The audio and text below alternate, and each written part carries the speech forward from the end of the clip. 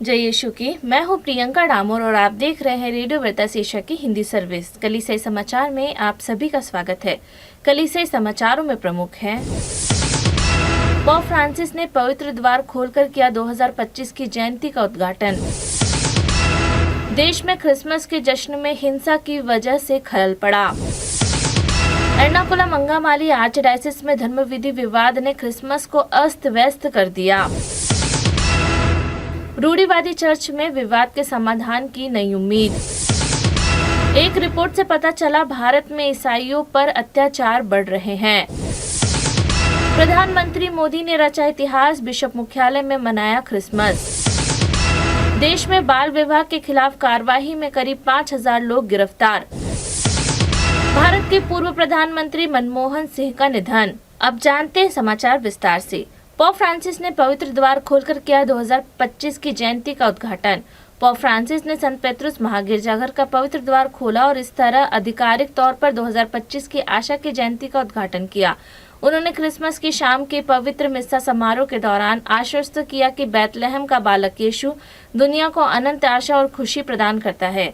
24 दिसंबर की शाम को पोप फ्रांसिस ने संत पेत्रुस महागिरजाघर का पवित्र द्वार खोलकर बहुप्रशिक्षित 2025 की जुबली वर्ष की आशा की शुरुआत की। रात के क्रिसमस मिस्सा समारोह की शुरुआत में पवित्र द्वार के खुलने के साथ, जैसा कि जुबली के लिए पॉप बुल स्पेस नॉन कॉन्फिडेंट आशा निराश नहीं करती में बताया गया है, पॉप ने साधारण जयंती का उद्घाटन किया, जो हर 25 साल में होने वाली एक ऐतिहासिक घटना है। साधारण जयंती का समापन प्रभु प्रकाश के पर्व के दिन 26 जनवरी 2026 को उसी पवित्र द्वार के बंद होने के साथ होगा। देश में क्रिसमस के जश्न में हिंसा की वजह से खलल पड़ा। पूरे देश में हिंसक घटनाओं के कारण क्रिसमस का जश्न बाधित हुआ। मणिपुर, उत्तर में राजस्थान, उत्तर प्रदेश और पंजाब तथा दक्षिण में केरल से ईसाइयों पर हमले की खबर आई है। हिंसा कथित तौर पर दक्षिणपंथी हिंदू समूह या संघ परिवारों के संगठनों जैसे विश्व हिंदू परिषद और बजरंग दल द्वारा की गई। एक घटना में लुधियाना, पंजाब में एक पेंटेकोस्टल पास्टर पर लोगों का धर्म परिवर्तन कराने के आरोप में सोनू सिंह नाम के व्यक्ति ने हमला किया। राजस्थान के जोधपुर और जैसलमेर शहरों में कार्यकर्ताओं ने क्रिसमस मना रहे स्कूलों के शिक्षकों और छात्रों के खिलाफ हिंसा की। मध्य प्रदेश के इंदौर में एक विचित्र घटना में सांता क्लॉज की पोशाक पहने जोमेटो फूड डिलीवरी कंपनी के एक कर्मचारी को हिंदू जागरण मंच के कार्यकर्ताओं ने पीटा। कार्यकर्ताओं ने जोमेटो कर्मचारियों को धमकी देने वाला एक वीडियो भी जारी किया। एर्नाकुलम अंगामाली आर्चडायसिस में धर्म विधि विवाद ने क्रिसमस को अस्त व्यस्त कर दिया। पूर्वी रीति के एर्नाकुलम अंगामाली आर्चडायसिस में पुरोहितों ने अपने प्रेरित प्रशासक के खिलाफ अपनी अवज्ञा को उस समय और तेज कर दिया जब 4 पुरोहितों को पल्ली सेविकाई से वंचित कर दिया गया और उन्होंने अपने पल्ली में अन्य पुरोहितों के साथ मिलकर पवित्र मिस्सा अर्पित की। सैकड़ों कैथलिक और एर्नाकुलम अंगामाली आर्चडायसिस के दर्जनों पुरोहितों ने पिछले दिनों में अपने अपने पल्ली में प्रतिबंधित पुरोहितों के साथ मिलकर आर्चडायसिस के अधिकांश पुरोहितों का समर्थन किया, जो अपने सिरो-मालाबार चर्च के आधिकारिक नियमों को स्वीकार करने से इनकार करते हैं। यह विद्रोह कार्यवाही 20 दिसंबर को शुरू हुई। 2 दिन पहले प्रेरित प्रशासक बिशप बोस्को पुथुर ने 4 पुरोहितों के खिलाफ अनुशासनात्मक कार्यवाही शुरू की थी, क्योंकि उन्होंने अपने पल्ली में आधिकारिक मास का पालन करने के चर्च के आदेश का पालन नहीं किया था। रूढ़िवादी चर्च में विवाद के समाधान की नई उम्मीद। शीर्ष अदालत के एक आदेश ने केरल राज्य में स्थित Oriental Syrian Orthodox Church of ओरिएंटोस के 2 विरोधी गुटों के बीच संपत्ति विवाद के समाधान की उम्मीद फिर से जगा दी है। सुप्रीम कोर्ट ने 21 दिसंबर के अपने आदेश में केरल राज्य सरकार से कहा कि वे चर्चा के प्रबंध और प्रशासन के संबंध में यथास्थिति बनाए रखते हुए तथ्यों का आकलन करे, जैसा कि आज है। केरल सरकार को 2017 के सुप्रीम कोर्ट के आदेश को लागू करना चुनौतीपूर्ण लग रहा है। कोर्ट ने विवादित चर्चों को ऑर्थोडॉक्स गुटों को दे दिया था, लेकिन दमिश्क स्थित चर्च से अलग हुए गुट जैकोबाइट के कड़े विरोध के कारण राज्य इसे लागू करने में विफल रहा है। एक रिपोर्ट से पता चला भारत में ईसाइयों पर अत्याचार बढ़ रहे हैं। नई दिल्ली स्थित एक विश्वव्यापी संस्था की नवीनतम रिपोर्ट से पता चलता है कि भारत में 2014 से ईसाइयों के खिलाफ लक्षित हिंसा में लगातार वृद्धि हुई है, जो दक्षिण एशियाई देश में ईसाइयों के खिलाफ हमलों को रिकॉर्ड करती है। यूनाइटेड क्रिश्चियन फोरम ने एक प्रेस बयान में कहा कि इस साल जनवरी से नवंबर तक पूरे भारत में ईसाइयों द्वारा इसकी टोल फ्री हेल्पलाइन नंबर पर हिंसा की 745 घटना दर्ज की गई। 2023 में 743 घटना दर्ज की थी। यूसीएफ के संयोजक एसी माइकल ने कहा कि इस डेटा में संघर्षग्रस्त मणिपुर में ईसाइयों और उनके चर्चों पर हुए हमले शामिल नहीं हैं, जहां 3 मई 2023 को शुरू हुई सांप्रदायिक हिंसा ने 250 से अधिक लोगों की जान ले ली है और 60,000 लोगों को विस्थापित कर दिया है, जिसमें से अधिकांश ईसाई है। प्रधानमंत्री मोदी ने रचा इतिहास, बिशप मुख्यालय में मनाया क्रिसमस।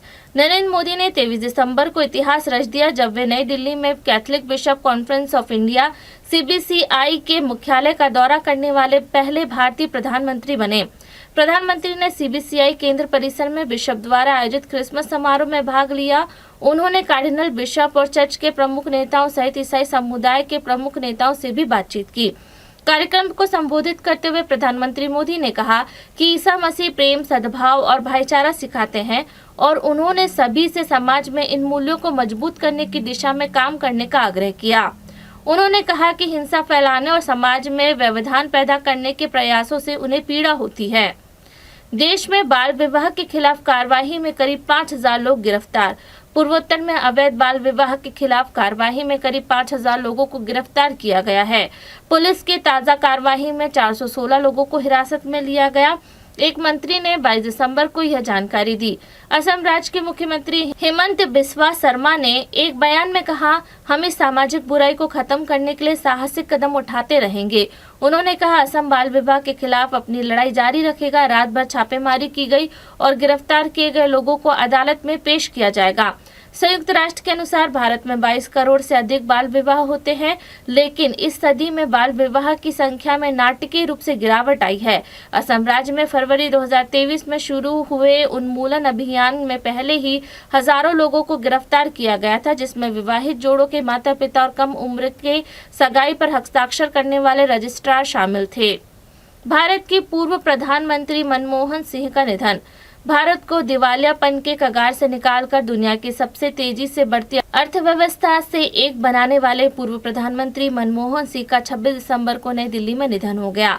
भारत के 13वें प्रधानमंत्री सिंह का 9:45 बजे अखिल भारतीय आयुर्विज्ञान संस्था में निधन हो गया, जहां उन्हें भर्ती कराया गया था।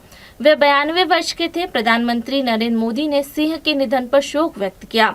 प्रधानमंत्री ने कहा, भारत अपने सबसे प्रतिष्ठित नेता में से एक डॉक्टर मनमोहन सिंह जी के निधन पर शोक मना रहा है। साधारण पृष्ठभूमि से उठकर वे एक प्रतिष्ठित अर्थशास्त्री बन गए। उन्होंने वित्त मंत्री सहित विभिन्न सरकारी पदों पर कार्य किया और वर्षों तक हमारी आर्थिक नीति पर अपनी मजबूत छाप छोड़ी।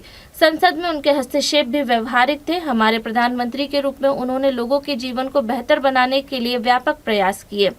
इसी के साथ कलिसियाई समाचार समाप्त हुए। अगली बार फिर मुलाकात होगी नई खबरों के साथ। नमस्कार। रेडियो वेरितास एशिया आपके लिए लेकर आए हैं RVA mobile app. RVA mobile app पर हमारे विभिन्न प्रकार के कार्यक्रमों का लाभ लें, हमसे जुड़े और एशियाई ईसाईयत की आवाज का हिस्सा बने। आज ही ऐप स्टोर एवं प्ले स्टोर से RVA मोबाइल ऐप डाउनलोड करें।